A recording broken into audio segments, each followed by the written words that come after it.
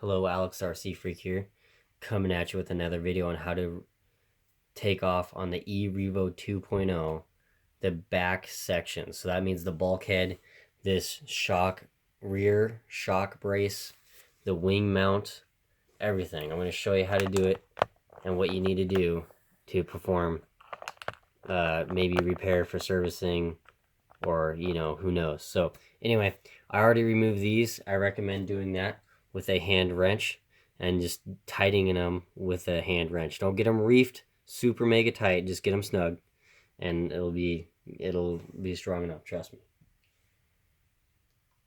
All right, so what you'll need is a 2.5 millimeter for these two screws, and there's another two more screws on the side here.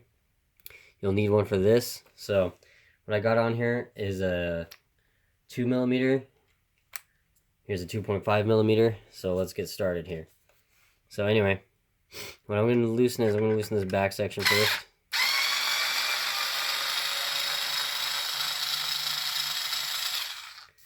So pop that loose. I'm going to loosen these two.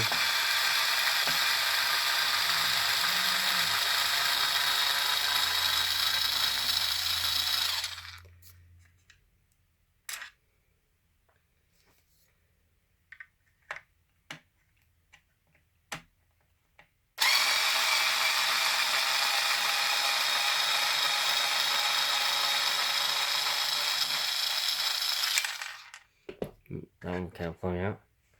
Alright, so we're going to slide you on over here. And maybe remount you over to the other side. Just like that. And then I'm going to take this light over to the other side, just like that. So, anyway, so you guys can see me working on this.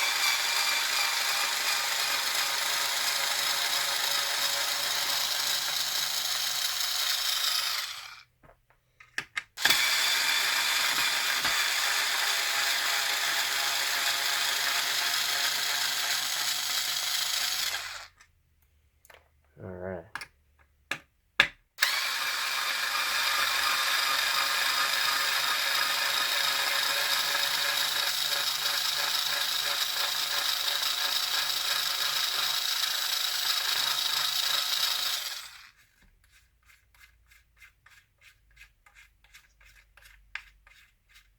Damn, this screw is a long one, that's for sure. Alright, so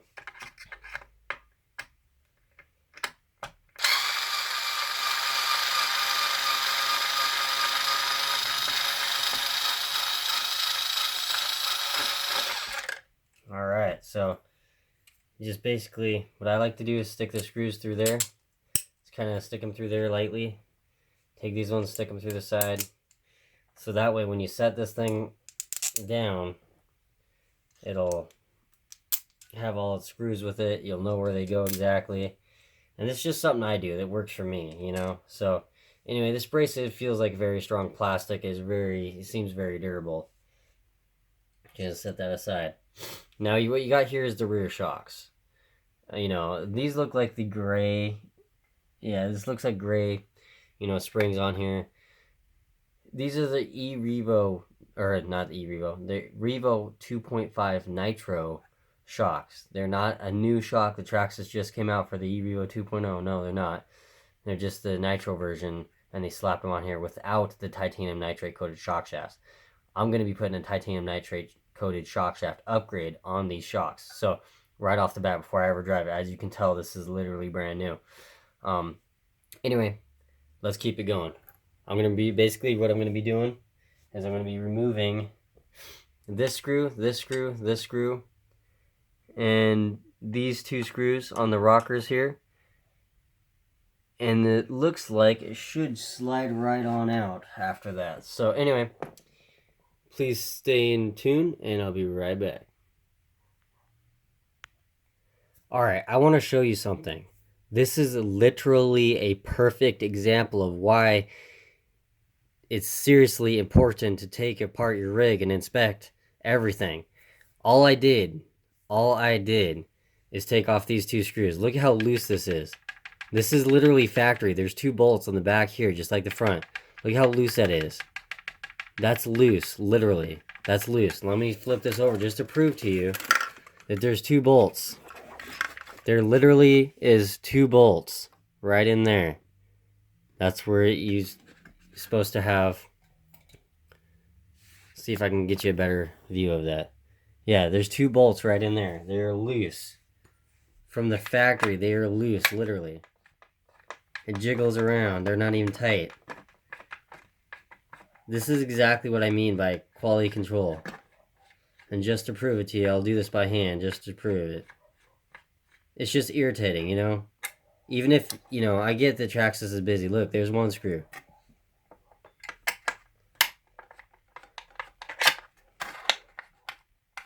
Holding it on the other side so that way it doesn't just spin around like it just did and slip down my fingers there.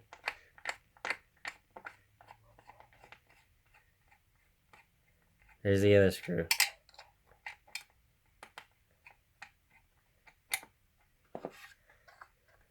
Alright, there's the other screw. So there is 2 screws there. They were loose. That was really loose. So if somebody was like, oh, I'm going to go jump this right out of the box and not pay attention to, you know, tightness of how important it is to make sure everything's tight, you know, you could damage it. There's some more foam. See, literally, that's brand new. But you could damage it. So, like I say, it really is truly important to check that. But yeah, this is the thing. There's 2 bolt holes right there. They go in the grooves right there in the chassis.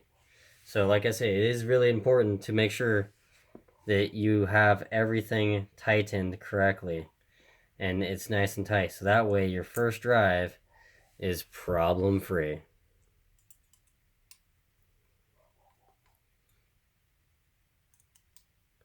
So, anyway, you know, I'm not trying to bash Traxxas. I do like their vehicles a lot. That just goes to show their, you know, quality control over human beings can, you know, vary. So, and just to show you too, these posts I was talking about making sure they're tight. They look tight, right? Look at that. That's got a good half turn out of that. That was about a quarter of a turn. So you don't want to strip them. You just want to get them tight. So anyway, let's take off. Let me do this.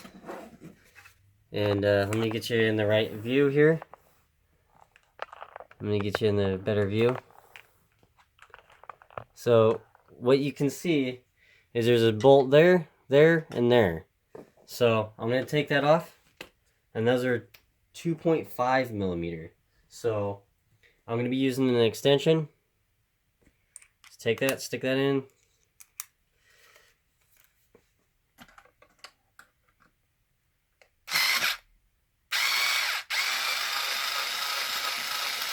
My bit's a little bit bent, or something's bent.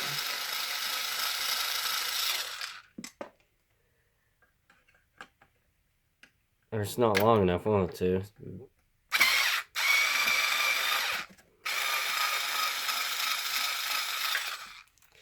Okay, so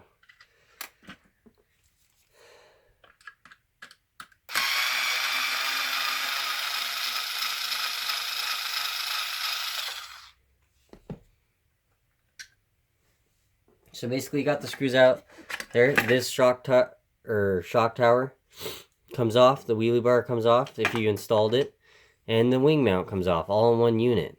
So set that aside. There's your chassis, naked. Nothing on it. Literally. You access your chassis. Now, if you notice, look at how big that hole is right there for the, you know, diffs. So literally, that's a gaping hole. I mean, this just goes to show, like, front isn't as bad. It's deep, but it's not nearly as bad. But look at this, you know. And just so you know, you will not need to remove these if you're going to dye your chassis. It's unnecessary. Leave those in. The dye will get on there, and you'll need an air compressor. I have a 3-phase air compressor at my house that, you know, 290 psi. It's stupid retarded on psi. But anyway, I could blow all that out, all the water out of that, and that's how I do. I dye it, I get it black, you know, I wash it off with lukewarm water, and then blow it all out. So, yeah. But that's just how I do it, and I'm gonna be dyeing this. Like I say, thank you so very much for watching the video. It is very much appreciated. Let me get the chassis out of the way. Now here's the back section right here. So what you got is you got the ring gear hump right here. It's pretty big in the back. So, and then I like this upper and lower half design. So the skid plate right here, you'll have to remove those 2 screws to have access to the differential. There's the rear cap thing. I do like that design. If I can get the light to cooperate. But yeah, that design right there, see? Trying to get you a better view. I will take off the skid plate so I can show you a bit later. But for right now, I'm going to end this video. These are the 3 screws for the shock tower right here. Make sure you do not lose them. Set them by the shock tower. Whatever you do that.